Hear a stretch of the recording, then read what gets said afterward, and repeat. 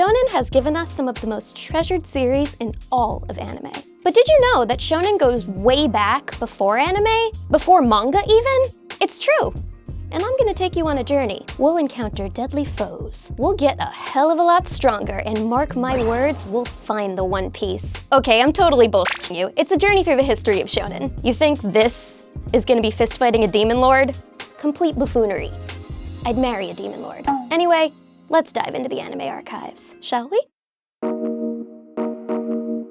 First things first, many people consider shonen a genre, but it's really a demographic. In Japanese, shonen means young boy, and shonen series often feature themes that appeal to that audience. Camaraderie, hard work, rivalry, and of course, the power of believing in yourself. Nowadays, shonen has become synonymous with any long-running, action-oriented series, but it's a finer distinction than that. It's also worth noting that there's a whole other segment of anime and manga called shoujo, which translates to young woman. Although I won't be getting deep into shoujo right now as much as I'd like to, shoujo magazines often have a reciprocal relationship with shonen mags. Many modern shonen series have drawn some inspiration from shoujo manga, and the growth and popularity of shoujo follows a similar path as that of shonen. There better be a shoujo piece in the future because, come on, girls.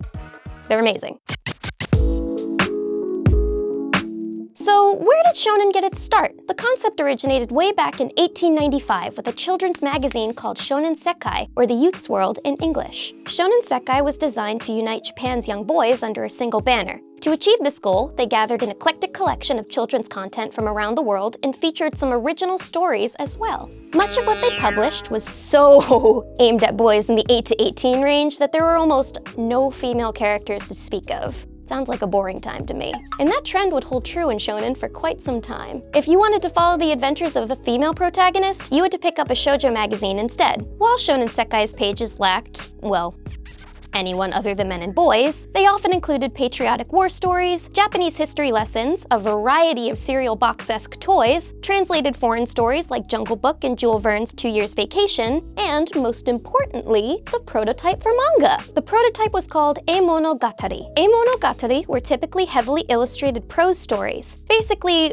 early light novels. Sadly, Shonen Sekai's Monogatari have never been translated into English. Nonetheless, these illustrated stories were an essential step in the development of manga and shonen as we know it today. After Shonen Sekai's debut, manga's popularity slowly increased over the years. But the shonen genre's next growth spurt occurred in 1907 with the launch of the first children's mangas magazine, Shonen Puck. Denkichi Kawashibata founded the magazine after being inspired by similar popular children's magazines. Then, in 1931, Kodansha Comics Shonen Club magazine had their first big success with the military series Norakuro. Yep. That's the same Kodansha that's currently the largest publisher in Japan, and is responsible for publishing Akira, Attack on Titan, Parasite, and many others. Norakuro starred an anthropomorphic dog named Norakuro, who was a soldier in the Fierce Dogs Regiment. Wes Anderson, eat your heart out. The series was intended to reflect the modern Japanese Imperial Army, and as such, Norakuro was used as Japanese propaganda throughout its run. After a record-breaking 10-year run, Norakuro was eventually forced to end in 1941, when the Japanese government shut down the publication of most manga to conserve paper during World War II. Norakuro was one of the last to go. With the cancellation of Norakuro and most other series suffering similar fates, manga as a medium was put on hold. Woof, woof, woof. While Kodansha did pull some weight in manga prior to the war, they really flourished in the post-World War II environment. They were responsible for facilitating the career of a man who was later dubbed the God of Manga, Osamu Tezuka. As the author of Astro Boy and many other classics, Tezuka played a huge part in laying the foundation for modern manga. Astro Boy was not a human, nor a member of the military, yet he embodied the basic ideals of both. He felt camaraderie, a desire to protect his friends, and he cared deeply for his country. His existence codified the ideals a shonen should display. In 1963, Astro Boy became the first manga series to receive an animated adaptation with a 193-episode anime lasting all the way until 1966. Astro Boy had also been adapted as live-action tokusatsu in 1959. With all the attention Astro Boy received, there's no doubt Tezuka broadened and matured the medium as a whole, starting the manga boom. Three major publishers sprang up to meet the growing desire for manga: Shogakukan, founded in 1922, Kodansha, founded in 1938, and Shueisha, founded in 1949. To be precise, Shueisha is a subsidiary of Shogakukan, which currently owns 50% of Shueisha, but both companies have made very distinct identities over the years, so I'll count them as separate. Thanks to new publishers, shonen manga magazines were popping up left and right. In 1958, Shueisha published their first shonen manga magazine, a monthly anthology called Shonen Book. The anthology ran until 1969. Before it concluded, it gave us Mach Gogogo, or Speed Racer, which was later made into an anime. It goes without saying, but shonen manga and shonen anime are so completely intertwined that it's impossible to talk about the history of one without talking about the history of the other. Probably messed up the mic doing that twit move, but whatever. Exactly a year after Shonen Book debuted, Kodansha and Shogakukan both introduced new shonen magazines with a twist on the standard schedule. These were designed to be weekly magazines. Prior to this, manga was typically a monthly affair, but as demand grew, publishers saw an opportunity. Kodansha launched Weekly Shonen Magazine and Shogakukan released Weekly Shonen Sunday. Both magazines debuted on March 17th, 1959. The exact same day. Now that magazines were publishing weekly, they could adjust their content rapidly based on trends. The Gekiga movement was one trend that shonen magazines were interested in chasing. Young readers and creators grew more and more dissatisfied with the polished stories featured in post-war manga. In 1959, a group of these creators formed the Gekiga Workshop, a group dedicated to creating elevated manga with darker, more realistic tones. Gekiga translates to dramatic pictures, and with the genre's roots in sex, violence, and counterculture, there was plenty of drama for fans to enjoy. Gekiga magazines eventually enticed the older teen audience from Shonen Magazine and Shonen Sunday, causing both publications to alter their style to emulate Gekiga. Unfortunately for the shonen publishers, their plan backfired. By increasing their appeal to older audiences, they ended up alienating the younger preteen crowd. Fortunately, something new hit the scene to bring all those teens to the light. Shonen Jump. Anyone's heart skip a beat right about now? Mine did. I should probably get that checked out. Shonen Jump debuted in 1968 as a bi-weekly manga anthology. They had only been around for a short time when Shonen Magazine and Shonen Book began leaning into the Gekiga style. Shonen Jump, on the other hand, remained faithful to their younger readers. In 1969, Shonen Jump became a weekly magazine and rebranded themselves as Weekly Shonen Jump. But while Shonen Jump didn't hop on the Gekiga Express, they still followed what their readers wanted through extensive audience surveys. These surveys helped Shonen Jump get information directly from their readers, rather than relying on industry trends to dictate what they published. This practice began with Shonen Jump's debut issue and continues on today. Take note, bigwigs. In fact, when Shonen Jump started, they asked the newly minted author, Go Nagai, who would go on to write Devilman, Cutie Honey, and more, to write 4 one-shot manga. They'd then use reader surveys to decide which of the 4 to serialize. The manga Nagai debuted was called Harenchi Gakuen, one of the earliest erotic manga series around. Is anyone surprised the most popular one-shot was the sexy one?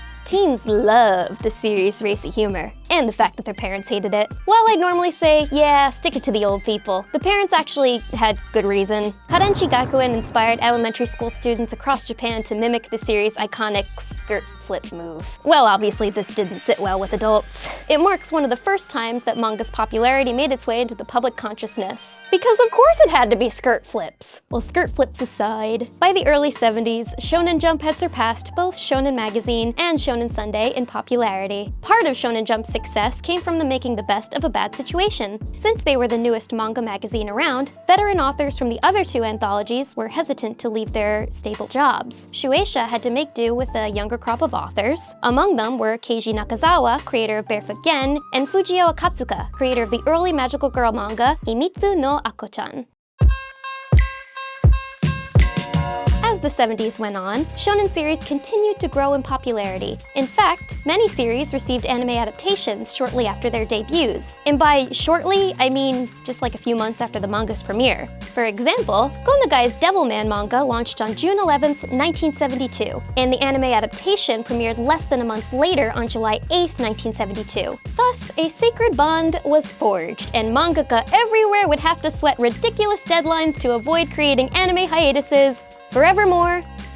Amen. This breakneck pace often resulted in the story and anime diverging a fair amount from the manga. Devilman didn't get an adaptation that followed the manga until 2018's Devilman Crybaby. Luckily for animation studios, unlike the manga produced today, series had fairly short runtimes, with the initial narrative arc often lasting between 1 and 5 years. If the author had more story to tell, they'd make a sequel series. Despite Shonen Jump taking the lead in the early 70s, their competitors were eager to make up lost ground. And for a time, they did, with a little help from our dear friend, Teenage Love. You smell that? Hormones. Fresh out of the oven. Doesn't smell very good.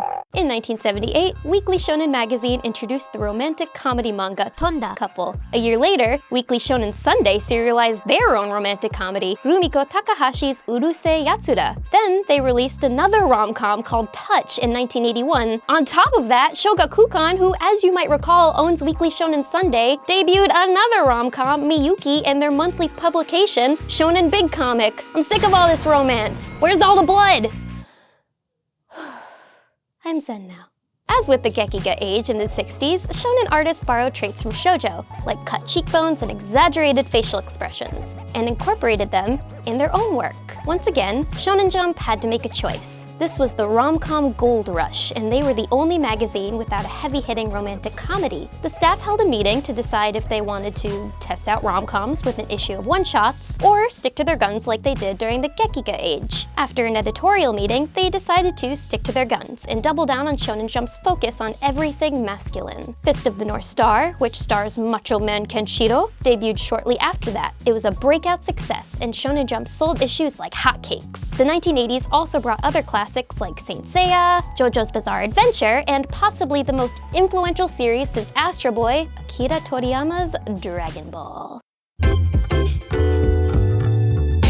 Inspired by the classic tale Journey to the West, Dragon Ball brought an inconceivable amount of attention to Weekly Shonen Jump. Its very existence inspired modern shonen classics like Naruto, One Piece, and Fairy Tail. Goku's earnest and dopey but well-meaning attitude can be found at the heart of most post-2000 shonen series. Unfortunately, Dragon Ball's explosive popularity also came with a downside. Everyone wanted a piece of that Dragon Ball pie. Many series were forced to bring action to the forefront, or even feature Goku-like protagonists. According to a long-circulating rumor, Yoshihiro Togashi was pressured by his editor to make Yu Yu Hakusho more like Dragon Ball, while he wanted to make the series focus more on the spirit detective side of things. As the 90s continued, Dragon Ball eventually concluded. The end of Dragon Ball put Weekly Shonen Jump circulation numbers on a sharp decline. It wasn't until the introduction of One Piece that Weekly Shonen Jump got back on its feet. But even without Dragon Ball, Shonen Jump boasted some of the most popular manga series being published in the 80s, 90s, and beyond. Shonen Jump's Big Three have come to represent the untouchables, ridiculously popular shonen stories that dominate the cover of Shonen Jump. In the 90s, Dragon Ball, Inuyasha, Hunter x Hunter, and Yu Yu Hakusho were all vying for the title. The aughts brought us Naruto, Bleach, and One Piece. And nowadays, well, I think it's up for debate, but I think One Piece will always be up there. And My Hero Academia has made an impressive play for its spot as one of the most popular shonen in there. Maybe one of these days Promised Neverland will be up there too. Emma,